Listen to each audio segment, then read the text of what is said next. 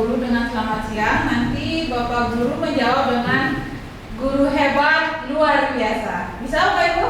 Bisa. Ya, ini guru hebat luar biasa. Oke. Selamat siang Bapak Ibu Guru. Guru hebat luar biasa. Ya, waktu tepuk tangan untuk kita semua. Baik Bapak Ibu, karena ini jam siang, tadi Bapak Ibu habis makan, mungkin penyakit setelah makan itu apa kira-kira ya? Ngantuk. Biar nggak ngantuk, ayo berdiri dulu Bapak Ibu. Saya mau mengajar Bapak Ibu pemanasan biar semakin panas nasinya terbakar. Oke? Nah sekarang saya akan berikan petunjuk. Bapak Ibu ikuti yang saya sebutkan, yang saya ucapkan. Tidak mengikuti yang saya tunjuk. Sudah paham? Berarti Bapak Ibu mengikuti yang saya ucapkan, tidak yang saya tunjuk. Sudah? Nah, sekarang tangan Bapak Ibu digerakkan keduanya ya. Mata, hidung, telinga,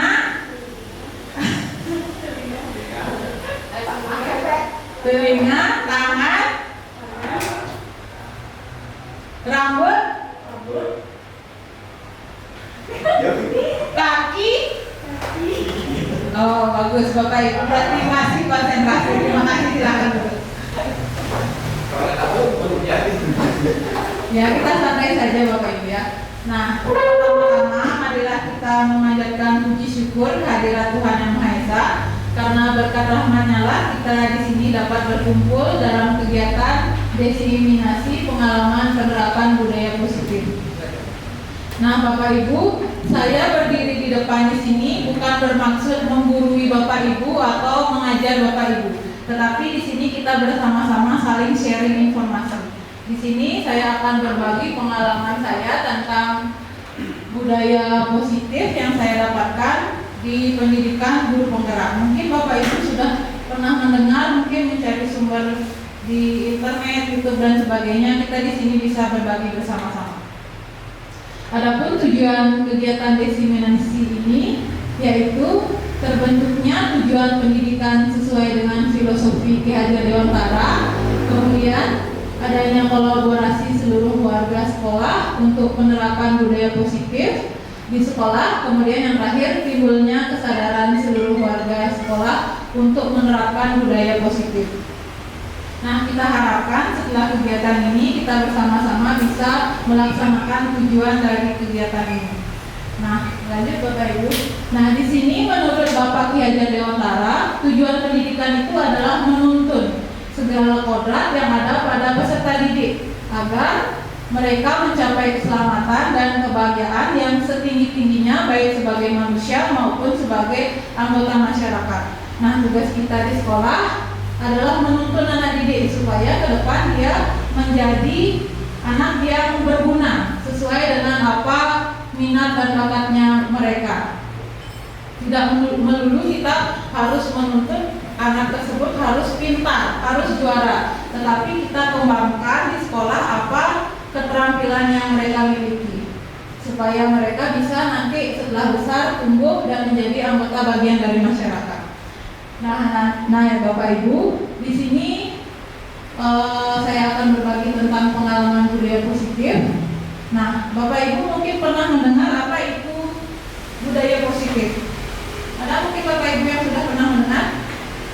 Ya, di sini pengertian budaya kan kebiasaan atau suatu cara hidup yang berkembang yang dilakukan sekelompok orang. Itu biasanya pengertian budaya. Kemudian positif pasti hal-hal yang baik-baik, hal-hal yang sesuai dengan norma-norma. Nah, jadi pengertian budaya positif itu adalah perwujudan dari nilai-nilai atau keyakinan universal atau umum yang diterapkan di sekolah. Di sekolah kita akan bersama-sama menerapkan budaya positif agar supaya nantinya murid kita menjadi siswa yang berkarakter. Nah, berikut saya lampirkan sedikit contoh hal kecil saja yang termasuk dengan budaya positif di sekolah. Nah, di sini kemarin saya bersama rekan teman di sekolah melakukan kegiatan menyapa murid saat baru tiba di sekolah.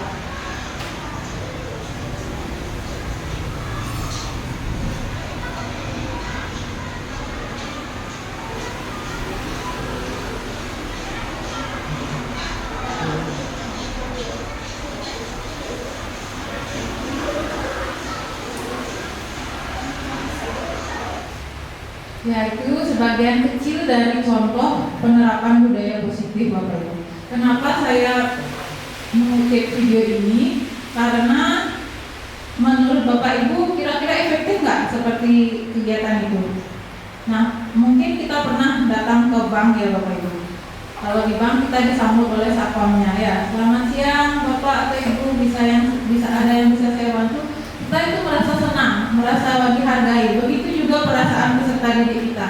Saat kita sambut dengan senyum sapa, mereka jadinya merasa berharga, berarti. Dari rumah mereka mungkin tidak semangat loyo, tapi setelah tiba di sekolah disambut oleh Bapak Ibu gurunya, jadinya dia lebih senang dan bersemangat. Mungkin ini tidak bisa efektif untuk dilakukan setiap hari. Kenapa seperti itu? Karena kita manusiawi ya Bapak Ibu. Kadang kita juga datang kesiangan dari rumah, ada suatu hal, tidak masalah. Nanti kita bisa bentuk guru piket seperti itu, siapa giliran pagi ini yang berjaga di depan, kemudian kita lakukan secara terus menerus dan pokoknya konsisten aja, pasti akan tercipta budaya positif Bapak Ibu. Nah, selanjutnya adapun konsep-konsep modul yang saya pelajari di pendidikan guru penggerak, diantaranya tentang disiplin dan nilai-nilai kebajikan universal, kemudian perbedaan antara hukuman, konsekuensi, dan restitusi, yang ketiga cara merumuskan keyakinan kelas, kemudian kebutuhan dasar manusia, yang kelima 5 posisi kontrol kita sebagai guru, kemudian yang terakhir langkah-langkah penerapan segitiga restitusi. Nah, di sini dari kelima materi ini yang akan saya berbagi dan diskusikan bersama Bapak Ibu.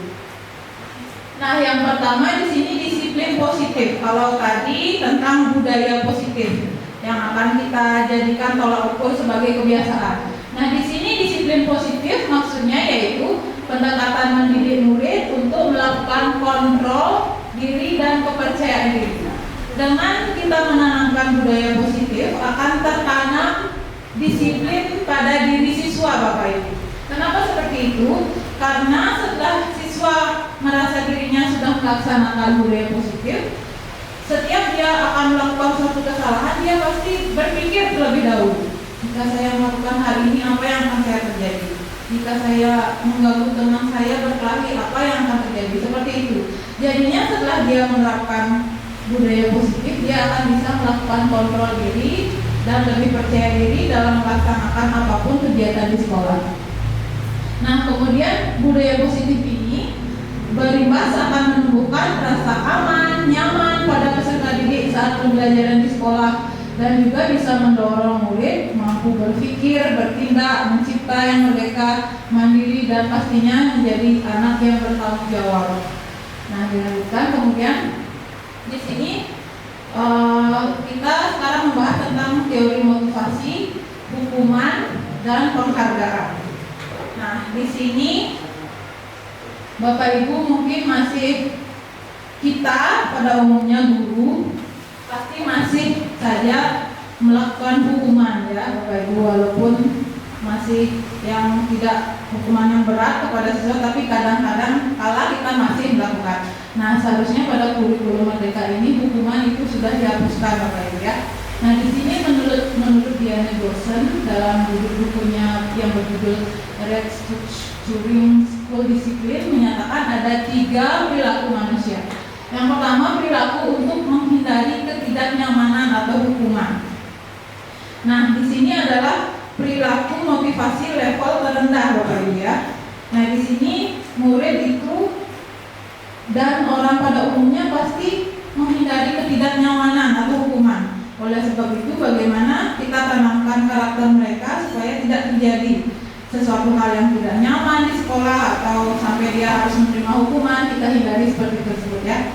Kemudian yang kedua ada untuk mendapatkan imbalan atau penghargaan dari orang lain.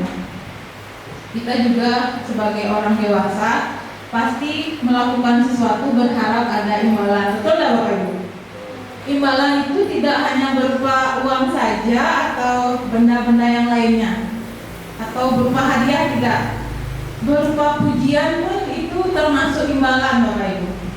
kita berbuat sesuatu kepada teman, kemudian diucapkan terima kasih, itu pasti kita merasa senang.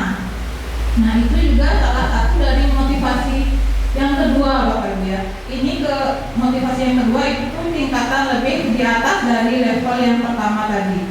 Nah, di sini untuk mendapatkan pujian dari orang lain menurut mereka penting, kemudian mereka letakkan di dunia yang berkualitas mereka, kemudian mereka juga melakukan sesuatu untuk mendapatkan hadiah, pengakuan atau imbalan. Nah, itu untuk motivasi yang kedua.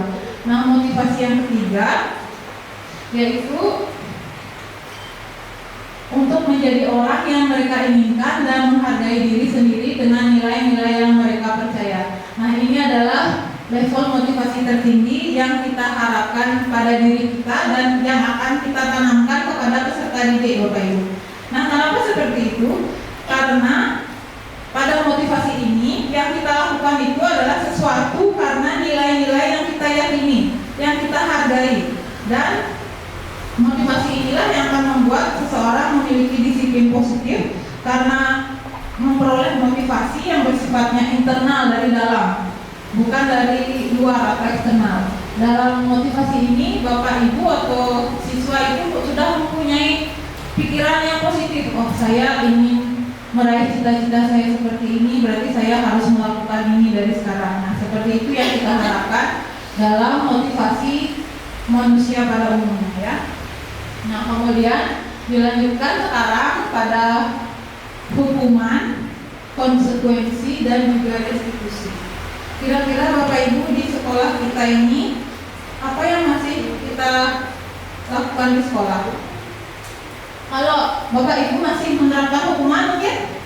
Kadang-kadang ya, saya juga masih sebenarnya, tetapi sudah tidak boleh lagi ya seharusnya. Kemudian mungkin konsekuensi, rata-rata kita masih menerapkan konsekuensi ya Bapak Ibu. Nah, yang di sini yang diharapkan sih kita melakukan sesuatu dengan segala permasalahannya dengan menerapkan restitusi. Apakah perbedaan dari ketiganya tersebut? Yaitu jika hukuman itu diberikan biasanya berupa hukuman fisik maupun psikis.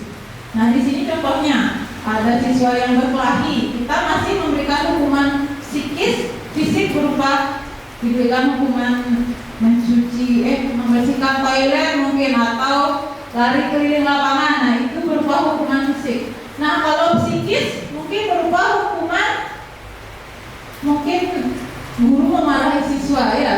Malah lebih berbahaya sebenarnya hukuman psikis ya, karena membuat mental seorang anak itu jadi down. Dia merasa tidak percaya diri Bapak Ibu ya. Kita tidak harapkan seperti itu. Jika siswa melakukan kesalahan di sekolah, jangan sampai pulangnya dia masih sakit hati karena perkataan kita ya. Nah, kemudian yang kedua ada konsekuensi, adalah terencana. Biasanya konsekuensi itu sudah kita sepakati antara guru dan siswa. Misalnya contohnya ada seorang anak yang terlambat datang ke sekolah.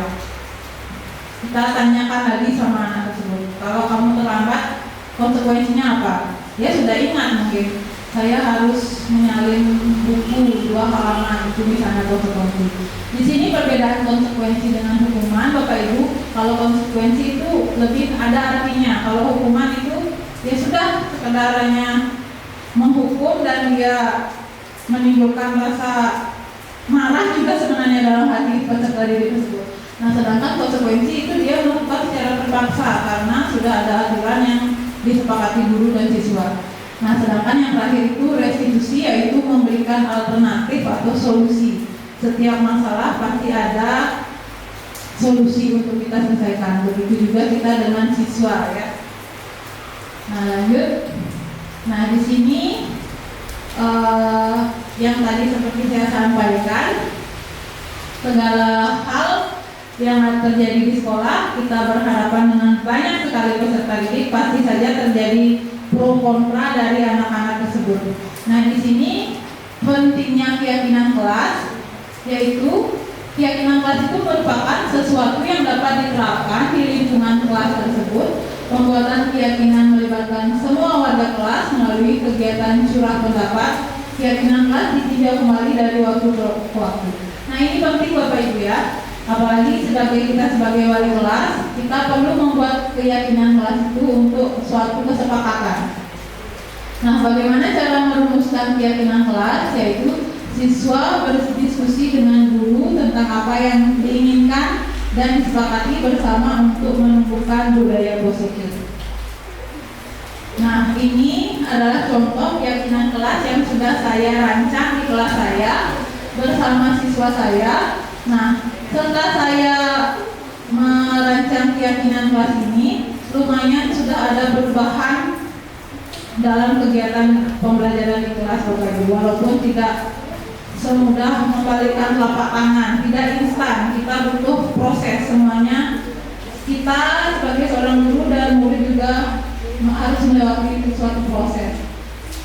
Nah, di sini ada 6 poin yang saya muat dalam keyakinan kelas, di mana ini semua kita sepakati bersama siswa, Bapak Ibu. Nah, adapun proses keyakinan kelas yang saya rancang berikut, saya akan tampilkan cuplikan videonya ya Bapak Ibu.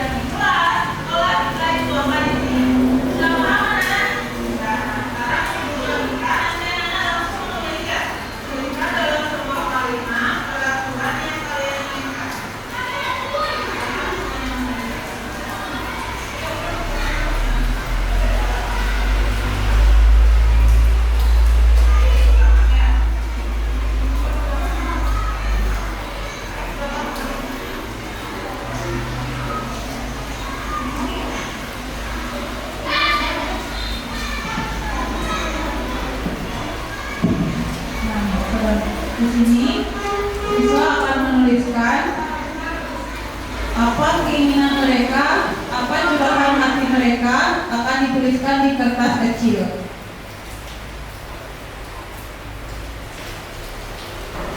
Semua anak-anak menulis.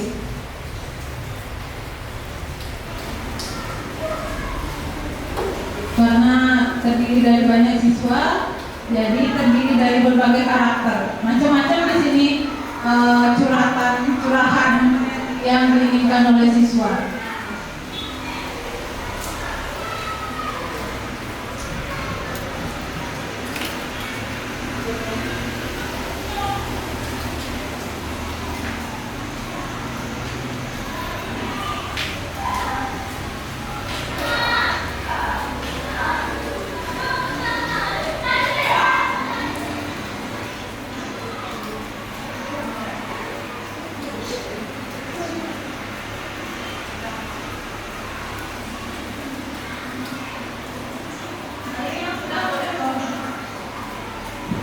Setelah mereka menuliskan curahannya mereka, semua kertasnya ditempel di depan supaya kita bersama murid bisa mengetahui. Nah, setelah semuanya ditempel oleh seluruh siswa, kita akan kelompokkan lagi keyakinan yang dirasa kalimatnya memiliki unsur yang kesamaan unsur. Kita kelompokkan lagi supaya tidak menjadi banyak keyakinannya ya, poin-poinnya saja.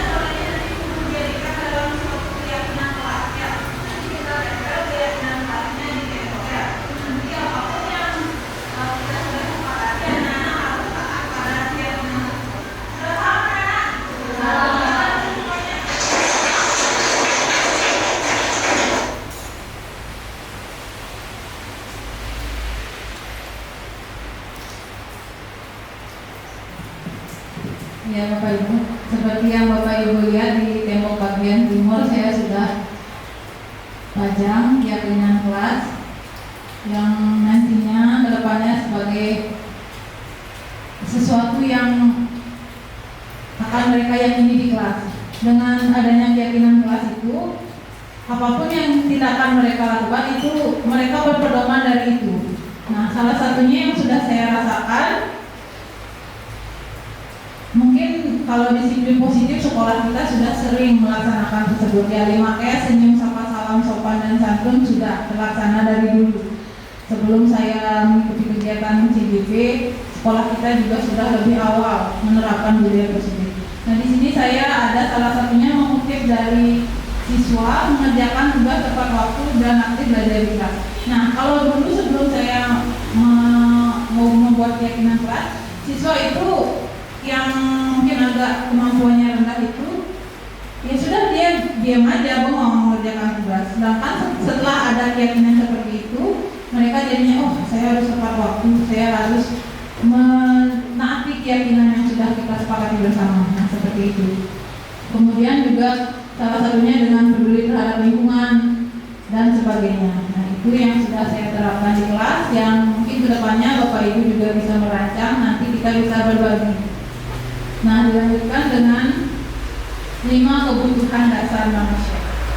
Nah, di sini kita sebagai manusia harus sudah bisa memenuhi 5 kebutuhan dasar pada diri kita dan juga khususnya pada peserta didik. Di antaranya bertahan hidup, kasih sayang dan rasa diterima, penguasaan, kebebasan dan kesenangan. Nah, yang pertama di sini kebutuhan hidup atau sering diistilahkan dengan survival adalah kebutuhan yang bersifat fisiologi ya Bapak-bapak, bukan biologis. Biasanya Bapak-bapak ingatnya kebutuhan biologis saja. Ya, di sini kebutuhan fisiologis, diantaranya kebutuhan bertahan hidup, kita butuh kesehatan, butuh rumah, tempat tinggal dan juga makanan tentunya Bapak Ibu. Nah, di sini kita kalau sudah penuhi kebutuhan yang pertama, kita pasti bisa melaksanakan tugas. Begitu juga siswa pasti sudah memenuhi kebutuhan hidup yang pertama. Kemudian yang kedua ada kebutuhan kasih sayang dan rasa diterima. Nah, di sini dimaksudkan kita sebagai manusia pasti ingin dicintai, disayang. Nah, kebutuhan ini akan hubungan koneksi sosial, kebutuhan untuk memberi dan menerima kasih sayang, dan kebutuhan untuk merasa menjadi bagian kelompok dari suatu komunitas. Kita juga di sini bersama-sama, Bapak Ibu di rumah punya keluarga, pasti sudah mendapat kebutuhan kasih sayang. Di sekolah juga bersama teman-teman, rekan guru. Begitu juga dengan murid dan anak. Jika murid sudah merasa diabaikan, apalagi tidak diajak oleh teman-temannya biasanya kan ada murid yang berkelompok-kelompok, ada yang tidak diajak. Nah, di situ mereka merasa tidak nyaman Bapak Ibu. Di sini bagaimana kita sebagai seorang guru harus bisa memanage siswa kita supaya kebutuhan kasih sayang itu bisa diterima di sekolah maupun di rumahnya. Nah, kemudian yang ketiga ada kebutuhan penguasaan.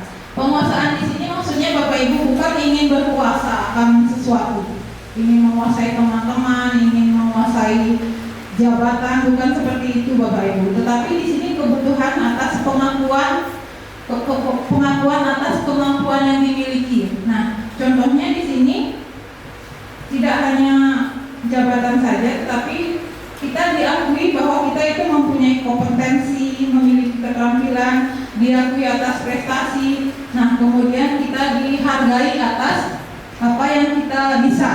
Nah, itu adalah salah satu poin kebutuhan penguasaan. Nah, kemudian yang keempat ada kebutuhan kebebasan atau freedom. Nah, di sini kebutuhan akan pilihan.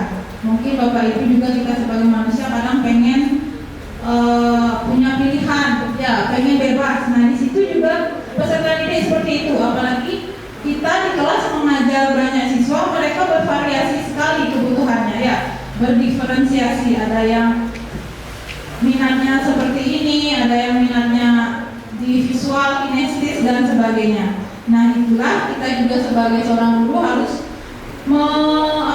bisa mengelola bagaimana pembelajarannya supaya berlangsung dari sekian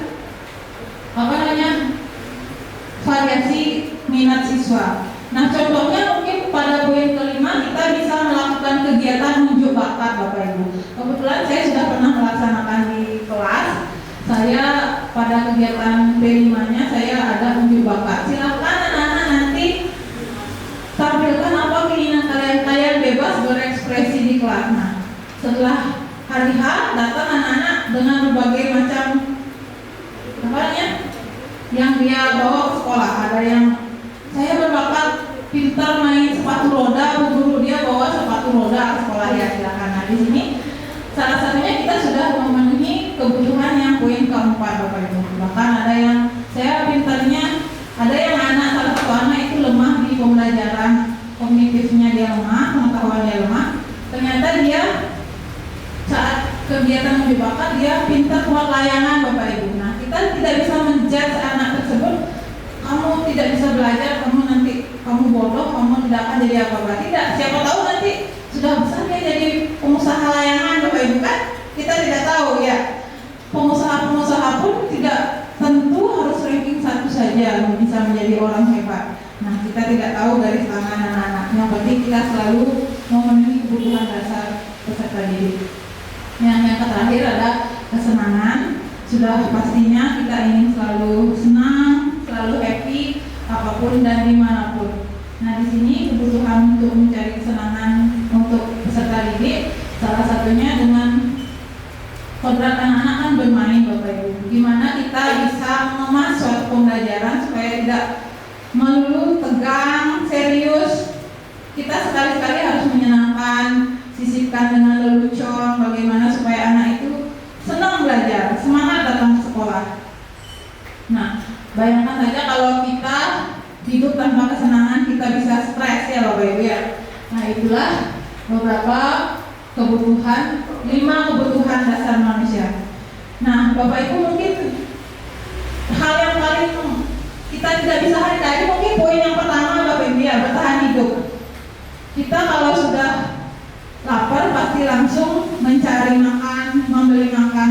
Nah, saya minta tanggapan Bapak Ibu gimana kira-kira dengan kejadian yang ini. Ada sampai 1 keluarga tewas kelaparan. Berarti dia tidak memenuhi kebutuhan dasar pada poin pertama, yaitu bertahan hidup. Bagaimana pendapat Bapak Ibu tentang berita yang viral ini? Pak Nur mungkin kok bisa ya 1 keluarga tidak memenuhi kebutuhan dasarnya? Mungkin Pak Nur bisa menanggapi? Terima kasih atas waktunya. Mungkin kalau menurut saya di keluarga tersebut itu terlalu tertutup, sehingga dia bersosial itu kurang. Juga mungkin di lingkungan tersebut karena punya kesibukan masing-masing sehingga tetangganya tidak mengetahui bahwa ada tetangga yang sedang kelaparan. Mungkin di sana rasa sosialnya kurang. Itulah mungkin itu aja. Terima kasih Pak Nur. Nah ini memang mengagetkan kita semua ya. Kok bisa 1 keluarga bisa mati kelaparan Bapak Ibu. Kita mungkin jauh dari logika itu ya. Kalau tidak punya uang nggak mungkin Bapak Ibu, karena gerbangnya aja bisa dijual kalau uangnya habis buat beli nasi ya Bapak Ibu. Ya kemungkinan kita tidak tahu apa permasalahan dari keluarga yang 1 keluarga tewas mati karena kelaparan. Ya mungkin kita tidak tahu apakah dia memiliki keyakinan atau hal yang lain yang mungkin akan ditelusuri oleh pihak berwajib Bapak Ibu. Kita tunggu aja karena ini kebetulan setiap buka kanal berita di internet selalu nampak Bapak Ibu. Jadinya saya penasaran, berarti keluarga tersebut tidak bisa memenuhi 5 kebutuhan dasar manusia. Salah satunya poin pertama yang itu rasanya paling penting Bapak Ibu ya.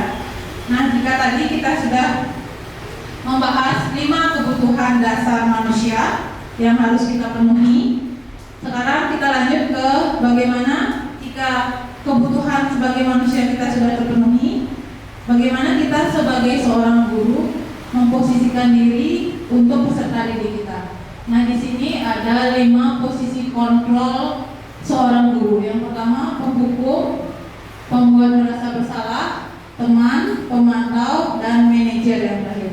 Nah, di sini Bapak Ibu mungkin kita masih di level apa ya Bapak Ibu? Tapi kita rasanya sudah menerapkan semua posisi kontrol guru. Nah, yang kita harapkan di sini poin 1 dan poin 2 dihilangkan Bapak Ibu ya, karena kita sudah di guru merdeka dan kita menerapkan pembelajaran yang berdasarkan filosofi Ki Hajar Dewantara. Apa sebenarnya guru yang penghukum itu Bapak Ibu?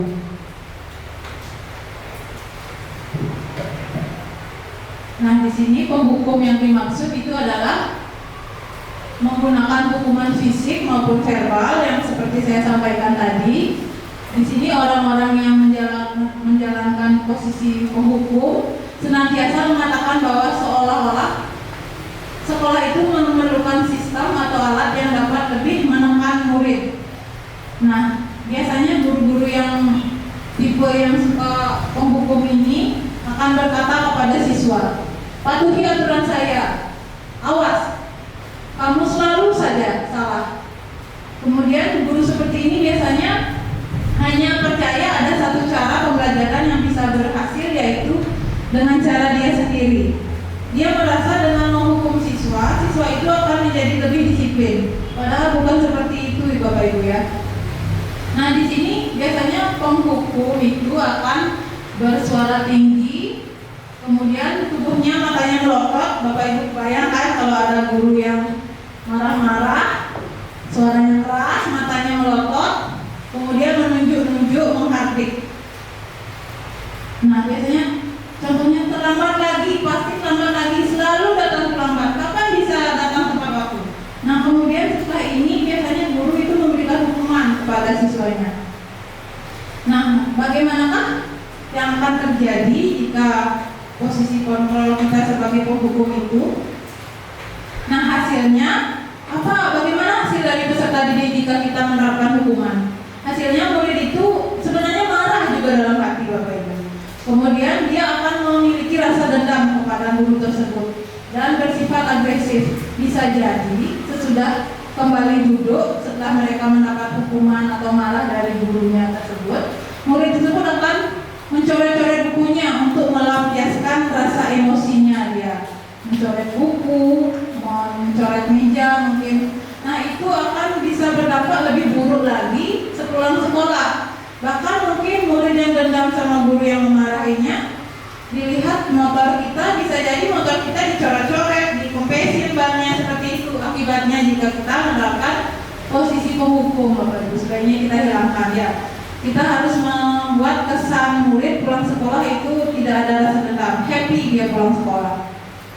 Nah, lanjut kedua, ini pembuat merasa bersalah. Ini tidak ada bedanya dengan posisi penghukum, cuman dia beda di nada suaranya saja Bapak Ibu. Nah, di sini pada posisi ini guru akan bersuara lebih lembut. Pembuat rasa bersalah akan menggunakan keheningan yang membuat orang lain merasa tidak nyaman, merasa bersalah atau rendah diri. Kata-katanya selalu keluar lembut. Kata-katanya lembut tetapi menusuk Bapak Ibu. Nah, misalnya seperti ini. Ibu sangat kecewa sekali dengan kamu. Berapa kali Bapak harus memberitahukan kamu ya? Gimana coba kalau orang tua kamu tahu perbuatan kamu seperti ini di sekolah? Nah, seperti itu tidak dengan suara tinggi, tetapi membuat anak tersebut menjadi mempunyai penilaian diri yang buruk terhadap dirinya.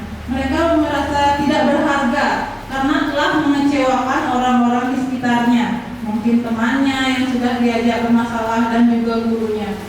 Nah, di sini pembuat merasa bersalah biasanya guru itu bersuara halus, sedih, bahasa tubuh merapat pada anak.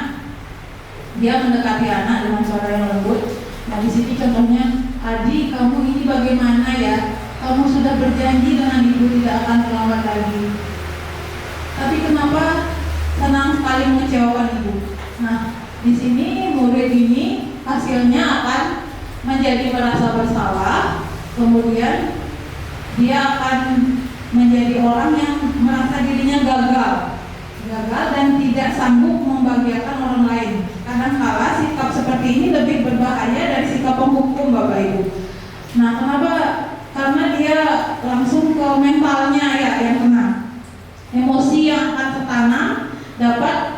di dalam hati murid itu dengan penghukum di sini, di mana murid bisa menumpahkan amarahnya maupun dengan cara negatif ya. Murid akan tertekan, kemudian tiba-tiba bisa meletus amarahnya, dan bisa juga dia akan menyakiti diri sendiri dan orang lain.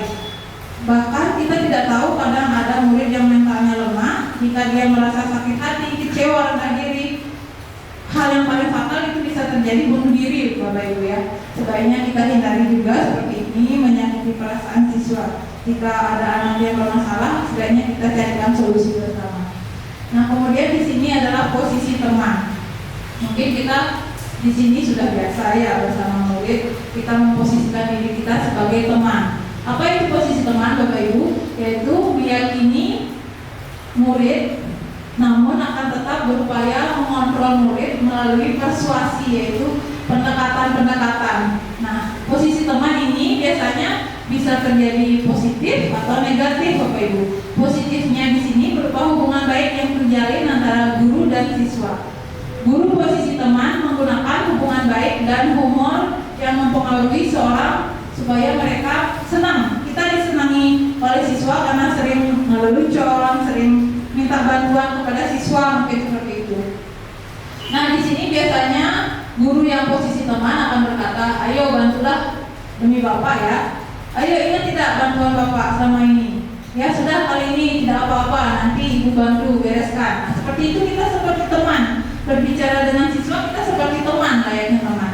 Nah, namun di sini ada sisi negatifnya, Bapak Ibu.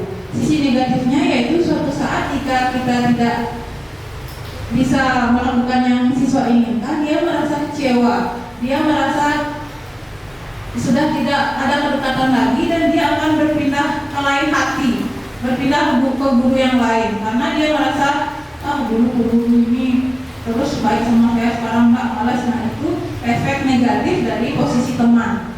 Nah, kita harapkan sih baik guru dalam posisi teman ini, namun semoga kita selalu menjaga hal yang positifnya, tidak negatif. Nah, di sini biasanya teman itu nada suaranya ramah, akrab, senyum, banyak leluconnya ya. Nah, ini sudah biasa mungkin kita lakukan di sekolah. Nah, kemudian apa hasilnya jika kita memposisikan diri sebagai teman? Murid akan merasa senang dan akrab dengan guru. Kemudian dampaknya ini yang positif. Hanya saja di sisi negatif, murid menjadi tergantung pada guru tersebut. Bila ada masalah, dia merasa bisa mengandalkan guru tersebut untuk membantunya. Akibat yang lain dari posisi teman ini, jadinya hanya akan membuat sesuatu bila menyuruh dan adalah guru tersebut, dan belum tentu berlaku yang sama dengan guru orang lain ya. Jika guru yang dianggap teman itu sudah tidak bisa membantu, dia merasa kecewa, kemudian dia akan berpindah lagi ke guru yang lainnya. Nah, itu biasanya karakter murid kita berbeda-beda, Bapak Ibu. Nah, yang keempat di sini posisi pemantau, guru sebagai pemantau atau mentor. Nah, pada posisi ini biasanya guru lebih banyak mengawasi, kemudian pada saat kita mengawasi, kita bertanggung jawab atas perilaku murid tersebut yang kita awasi. Nah, pemantau biasanya berdasarkan peraturan-peraturan yang sudah disepakati sekolah atau konsekuensinya. Dengan menggunakan sanksi atau konsekuensi, kita dapat memisahkan hubungan pribadi kita dengan murid. Sebagai seorang yang menjalankan posisi pemantau, biasanya pemantau akan berkata seperti ini jika murid melakukan kesalahan. Peraturannya apa? Apa yang telah kamu lakukan? Sanksi atau konsekuensinya apa? Nah, seorang pemantau ini sangat mengandalkan perhitungan atau data, catatan. Pemantau ini dia lebih kaku ya Bapak Ibu, karena dia harus sesuai dengan aturan sekolah. Nah, di sini posisi ini akan menggunakan catatan, kemudian daftar checklist siswa yang melakukan kesalahan. Kemudian posisi pemantau sendiri berawal dari teori stimulus respon yang menunjukkan tanggung jawab guru dalam mengontrol murid. Nah, pemantau di sini biasanya bersuaranya agak datar sih Bapak Ibu, seperti posisi pembuat rasa bersalah ya, hampir sama sih sebenarnya. Nah, bagaimana hasilnya jika kita selalu seperti posisi pemantau? Nah, murid akan memahami konsekuensi yang harus dijalankan dipulangkan karena telah melanggar salah satu peraturan sekolah. Kemudian guru tidak akan menunjukkan suatu emosi. Di sini guru tidak marah secara berlebihan. Cuman di sini murid tetap dibuat tidak nyaman, yaitu dengan harus meninggalkan kelas mungkin saat belajar atau jam istirahat. Nah, guru tetap harus memantau murid saat mengerjakan tugas di jam istirahat karena murid tidak bisa ditinggalkan sendiri. Di sini dia lebih kaku, pokoknya murid harus mengerjakan suatu tugas. Murid yang melanggar peraturan sekolah atau murid yang bermasalah itu harus mendapat konsekuensi. Nah, disinilah posisi kontrol pemantau itu kurang luas Bapak Ibu kalau menurut saya. Nah, lanjut yang terakhir, ini adalah posisi level paling tinggi yang kita harapkan seluruh guru bisa menerapkan posisi ini, yaitu posisi manajer, di mana posisi ini adalah posisi terakhir, posisi guru berbuat sesuatu bersama dengan murid, mempersilahkan murid mempertanggungjawabkan perilakunya, mendukung murid agar dapat menemukan solusi atas permasalahannya sendiri. Nah, seorang manajer telah memiliki keterampilan di posisi teman maupun pemantau, dan dengan demikian bisa jadi sewaktu-waktu tertentu kembali ke posisi tersebut. Nah, di sini posisi manajer fleksibel Bapak Ibu. Dia bisa ke posisi teman, ke posisi pemantau. Namun di sini posisi manajer tetap kita bersama murid menyelesaikan suatu permasalahan. Nah, kemudian di sini manajer di sini adalah bila kita menginginkan murid yang kita inginkan menjadi manusia yang merdeka, mandiri dan bertanggung jawab, maka kita perlu mengacu pada restitusi yang seperti tadi saya sampaikan, yang dapat menjadikan murid kita menjadi seorang manajer bagi diri sendiri. Murid jadinya bisa memanage dirinya sendiri. Nah, di manajer ini murid diajak untuk menganalisis kebutuhan dirinya maupun kebutuhan lain. Di sini penekanan bukan pada kemampuan membuat konsekuensi, namun dapat berkolaborasi dengan murid bagaimana memperbaiki kesalahan yang ada. Nah, seorang manajer biasanya berkata, apa yang kita yakini, nah dimaksudkan di sini adalah keyakinan kelas yang sudah dirancang. Kemudian apakah kamu meyakininya? Nah, ini kembali ke posisi manajer ini menanyakan keyakinan yang sudah dirancang guru dan siswanya di kelas. Nah, ini posisi manajer ini bukan kepala sekolah Bapak Ibu, tapi kita sebagai seorang guru yang bisa memanage murid bagaimana memposisikan dirinya. Nah, tugas seorang manajer bukan hanya mengatur perilaku seseorang, namun kita membimbing murid untuk dapat mengatur dirinya. Seorang manajer bukannya memisahkan murid dari kelompoknya, namun mengembalikan murid tersebut ke kelompoknya dengan karakter lebih kuat ya. Nah, di sini dalam praktik penerapan disiplin sehari-hari kita akan kembali ke posisi teman atau pemantau. Di sini fleksibel ya, seperti yang tadi saya sampaikan. Nah, ini merupakan tujuan akhir dari seorang guru, kita harus bisa di posisi manajer. Bagaimana hasil dari seorang siswa jika kita memposisikan diri sebagai manajer? Nah, pada posisi manajer, guru akan mengembalikan tanggung jawab kepada murid untuk mencari jalan keluar permasalahannya, sehingga guru itu akan sebagai pembimbing saja. Nah, itu adalah 5 posisi kontrol kita sebagai seorang guru. Nah, di sini supaya lebih dalam pemahaman Bapak Ibu, saya ada kutipan contoh video yang menunjukkan bagaimana saja contoh-contoh posisi kontrol guru. Nah, bisa kita supaya ada bayangan, oh sebaiknya kita tidak seperti itu. Bagaimana seharusnya kita sebagai seorang guru? Ya Bapak Ibu, silakan disimak videonya.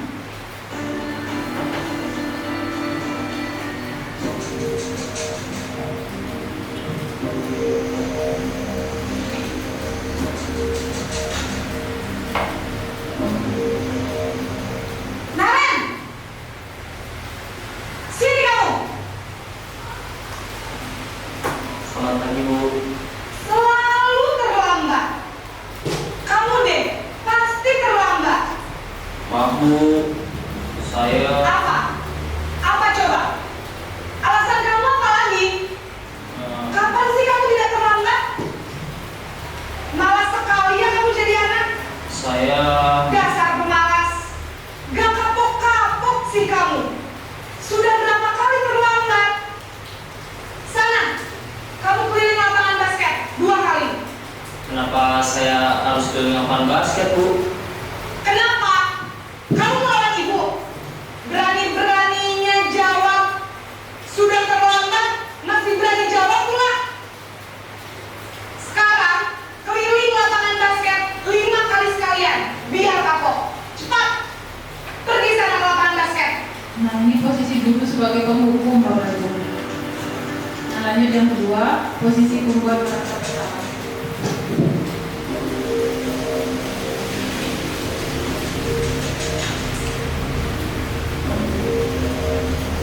Naren!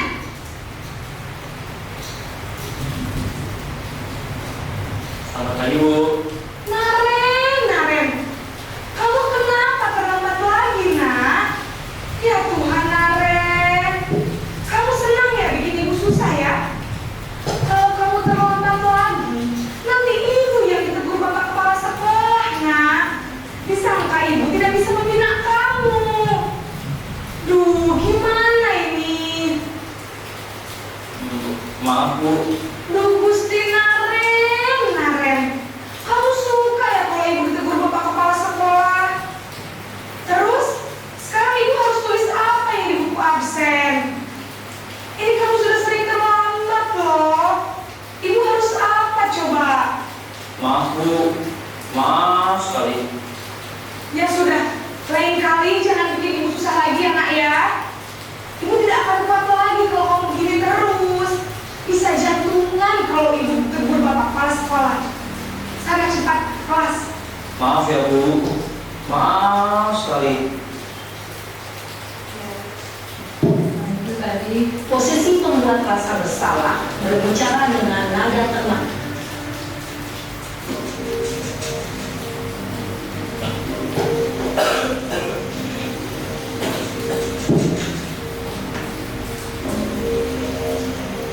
Naren!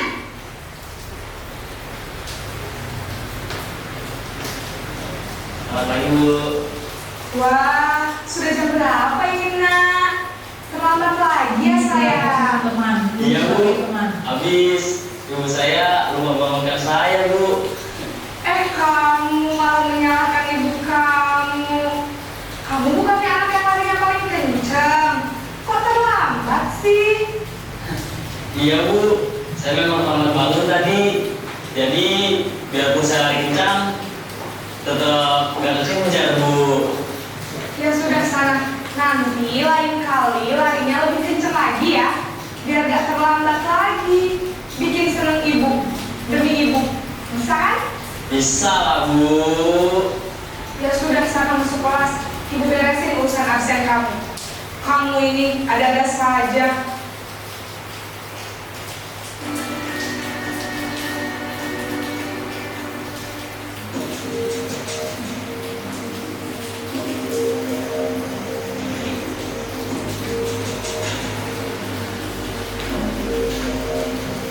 Naren!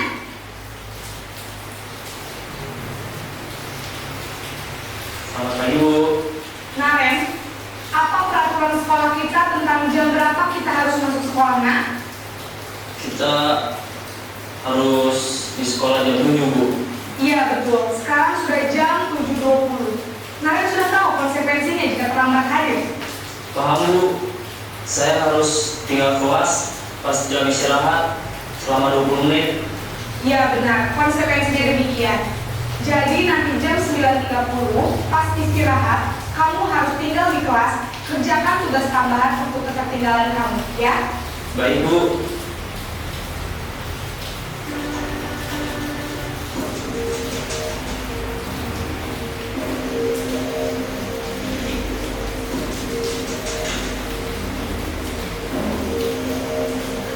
Naren!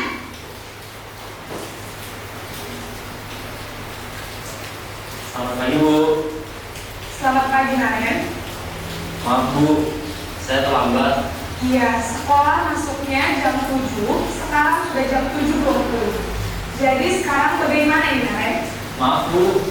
Saya lupa setel alarm saya semalam. Baiklah, menurut kamu, keyakinan sekolah yang mana yang perlu kamu tingkatkan? Menghargai diri sendiri dan orang lain mungkin ya, Bu. Setuju.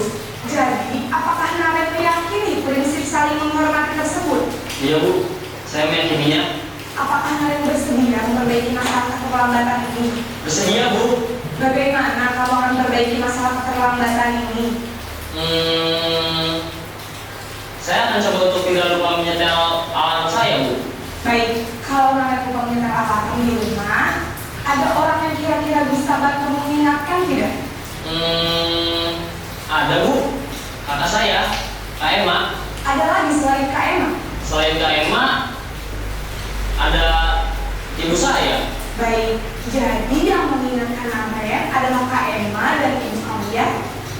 Kira-kira akan mulai setel alarm kapan nih Naren? Setelah pulang sekolah, akan segera saya lakukan.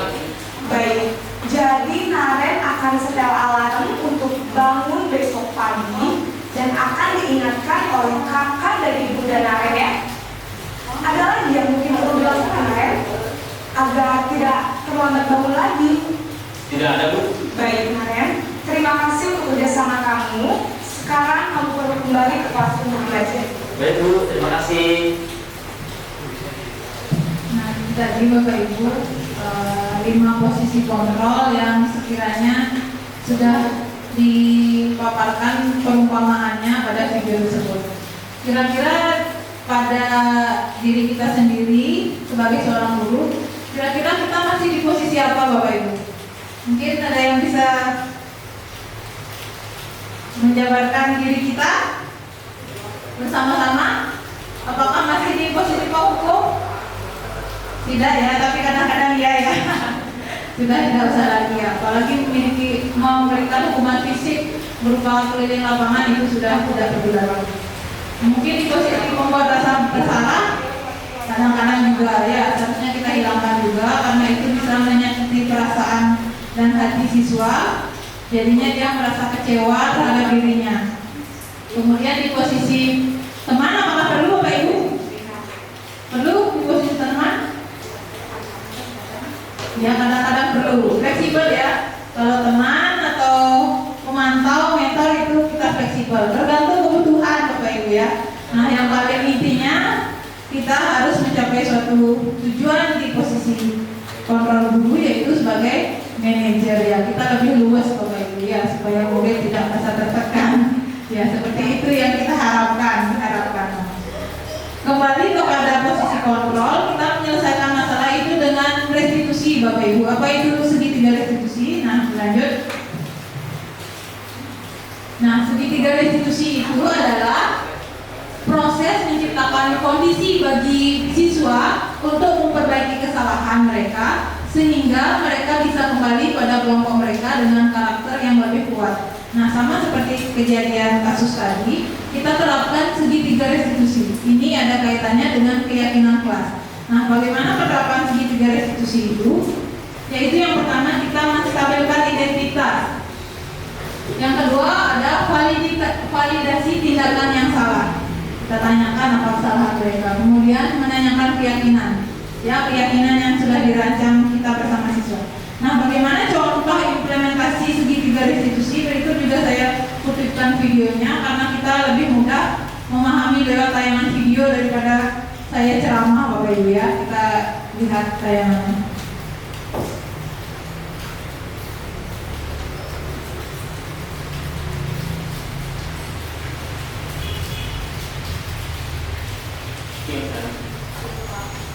Sudah lama gak ketemu Sarah? Dalam hari ini. Kesel Pak, kesel banget. Masa aku dikatain tukang fitnah Pak? Ya aku marah Pak. Aku baru dikatain mereka di depan kelas. Kesel banget.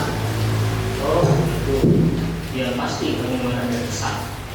Bapak juga akan marah apabila ada yang menuduh Bapak seperti itu. Kemudian pada saat itu kamu mau melakukan apa? Ya saya langsung ngatain mereka lah Pak. Kesel banget. Saya bentak-bentak dia di depan teman-teman lain. Oh begitu. Pasti kamu melakukan seperti itu karena suatu alasan tertentu kan? Iya lah, masa saya diam saja Pak. Ya saya bela diri lah. Masa saya dituduh tukang fitnah? Ya wajar lah. Mempertahankan harga diri itu sesuatu yang penting buat kamu. Untung kamu tidak bergegabah lagi. Hanya benar-benar. Iya Pak. Untung saya masih bersabar dan hanya mengucap saja. Sudah gemes padahal saya pasti bela diri lah. Ya pasti ya. Tapi kamu memilih untuk tetap bertahan dan sabar. Kamu memilih untuk tidak berubah lebih parah lagi. Nah, sekarang coba kita lihat lagi tindakan kamu yang mentak-mentak Eka di kelas. Tindakan kamu itu kira-kira sesuai dengan keyakinan kelas atau prinsip kamu tidak? Enggak lah Pak, capek Pak jadi cuma. Jadi keyakinan atau prinsip mana yang kurang sesuai dengan keinginan kamu? Ya, saya sebenarnya sangat menghargai orang lain. Mungkin saat itu saya menjadi emosi, jadi tidak bersikap itu. Kamu meyakini tidak menghargai orang lain itu penting buat kamu? Yakin lah Pak. Iya, setuju. Kita harus saling menghargai. Namun ada juga keyakinan yang tersepakati yang perlu kita jalankan. Apabila kita sedang marah, kan? Ya, saya bisa lebih proaktif, mengajukan diri sendiri. Saya bisa jadi lebih sabar, mengambil waktu juga untuk berpikir mau apa selanjutnya. Kira-kira kamu bersedia memperbaiki masalah ini tidak? Sedia Pak. Kalau kamu memperbaiki masalah ini, kamu akan menjadi orang seperti apa? Saya akan menjadi orang yang bertanggung jawab kali ya Pak. Dan senantiasa proaktif. Iya, menurut kamu dari mana rasanya menjadi orang seperti itu? Ya nyaman lah, bangga bisa bersabar dan menahan diri. Baiklah kalau begitu. Yuk kita pikirkan bagaimana memperbaiki masalah ini.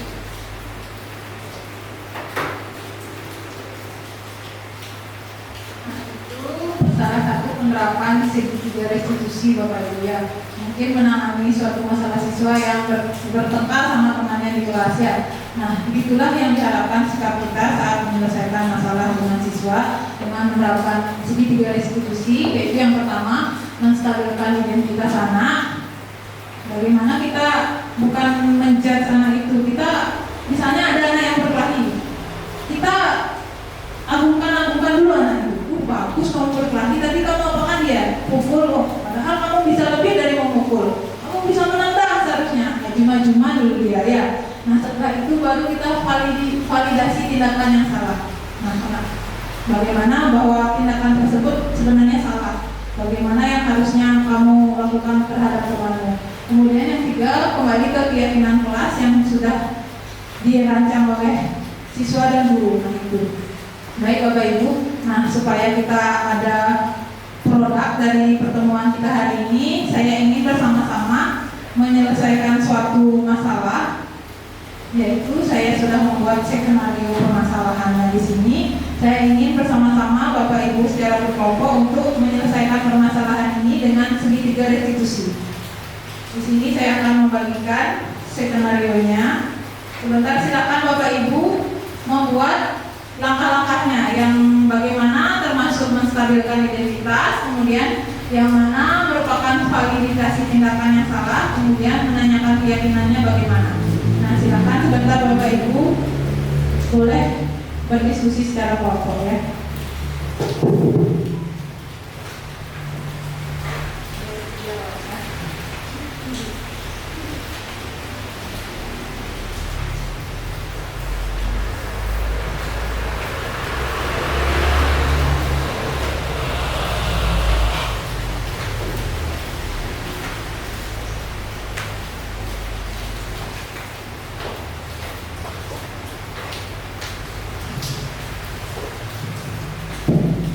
Ini Bapak Ibu, permasalahannya di suatu sekolah yaitu Aldi ini senang mencoret-coret meja dengan menggunakan stivo atau tipes.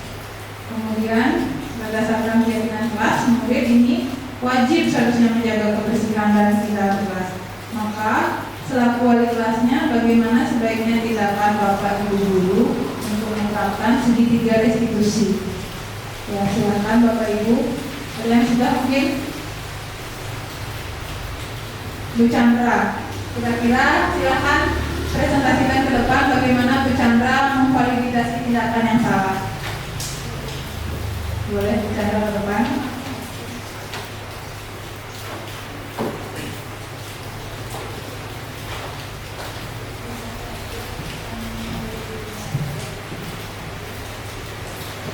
Kira-kira gimana Bu Chandra akan menanyakan validasi tindakan. Menstabilkan identitas dulu bicara.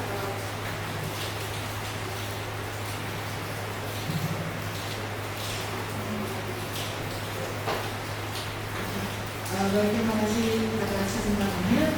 Jadi untuk menstabilkan identitas bisa dilakukan dengan memberikan pertanyaan dengan contohnya Aldi, maaf Pak guru mau bicara sama kamu. Aldi tahu alasan guru memanggil Aldi seperti itu. Lanjut, jika validasi tindakan. Validasi tindakan yang salahnya itu bisa ditanyakan, mengapa Aldi mencoret-coret meja menggunakan tip X?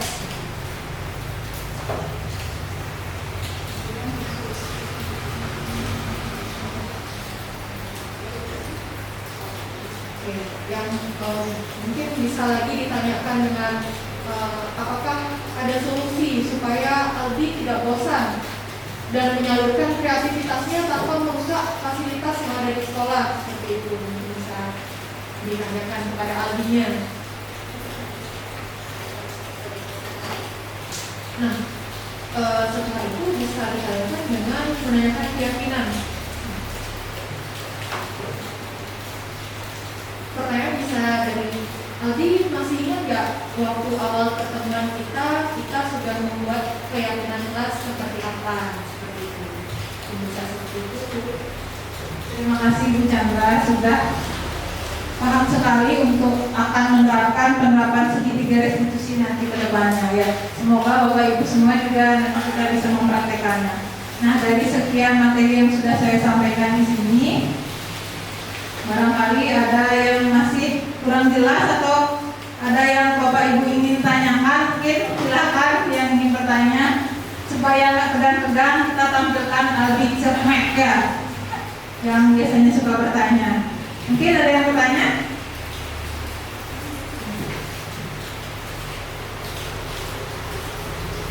Silakan. Oh, Pak Nur mau bertanya. Silakan, apa yang ingin ditanyakan Pak Nur? Oke, terima kasih. Terima kasih atas kesempatan pertanyaannya Bu Risa. Bagaimana kiat-kiat kita sebagai guru untuk membudayakan disiplin positif bagi siswa? Di sini Pak Nur menanyakan bagaimana langkah atau kiat menerapkan budaya positif di sekolah untuk siswa kita. Mungkin teman-teman yang lain mungkin ingin menyampaikan juga bagaimana solusi kita supaya siswa kita menerapkan budaya positif. Oh, Bu Chandra mungkin ingin menanggapi pertanyaannya Pak Nurdin, silakan. Baik, terima kasih atas kesempatannya. Izin menanggapi dari pertanyaan dari Pak Nur. Mungkin kiat-kiat untuk budaya positifnya bisa dengan menerapkan adanya pembuatan keyakinan kelas seperti yang dibuat oleh Bu Guru Trisna di kelas ini dengan siswanya. Jadi di sini kalau sudah ada namanya keyakinan kelas, bakal ada namanya win-win solution. Nah, win-win solution ini akan berdampak positif juga ke anaknya. Jadi disiplinnya bukan yang negatif, tapi ke positif karena sama-sama dirancang antara guru dengan siswa. Terima kasih. Ya, terima kasih Bu Chandra, luar biasa sekali pemahamannya. Nah, betul sekali yang disampaikan Bu Chandra, kita bisa menerapkan yang sudah saya sampaikan tadi, yaitu keyakinan kelas. Nah, di sini saya ingin menambahkan, kita bisa juga dengan melaksanakan posisi kontrol yang tepat, yaitu posisi kontrol yang paling level atas, yaitu manajer. Ya. Kemudian menggantikan peraturan kelas, kita tidak usah lakukan lagi yang namanya peraturan karena itu akan lebih kaku. Kita ganti dengan yang namanya keyakinan kelas supaya bisa diyakini oleh siswa. Dan yang terakhir kita dengan menerapkan restitusi untuk mencari solusi dari permasalahan siswa. Nah, sebenarnya keyakinan kelas itu sama seperti Bapak Ibu memiliki keyakinan. Saya meyakini agama saya meyakini Tuhan saya. Saya takut melakukan hal-hal yang memang dilarang oleh agama saya. Nah, seperti itu tertanam di dalam jiwa Bapak Ibu. Saya tidak boleh melakukan berbuat jahat pada orang, saya tidak boleh mencuri, saya takut karena malu. Itu yang ada di keyakinan dalam hati Bapak Ibu. Seperti itulah juga yang kita tanamkan kepada siswa bahwa keyakinan itu adalah ada di dalam diri kalian. Kalian sudah melaksanakan tanpa lagi disuruh atau didorong oleh orang lain, tetapi sudah ada dalam diri kalian sendiri. Maksudnya dalam diri siswa. Nah, seperti itu saja yang bisa saya sampaikan, Bapak Ibu. Saya ucapkan terima kasih. Kita sudah melaksanakan kegiatan diskusi di sini sudah berlangsung 1 jam kurang lebih. Saya mohon maaf apabila ada kesalahan, baik yang disengaja maupun tidak sengaja. Nah, saya akhiri pertemuan saya pada kesempatan ini dengan terima kasih. Terima kasih Bapak Ibu.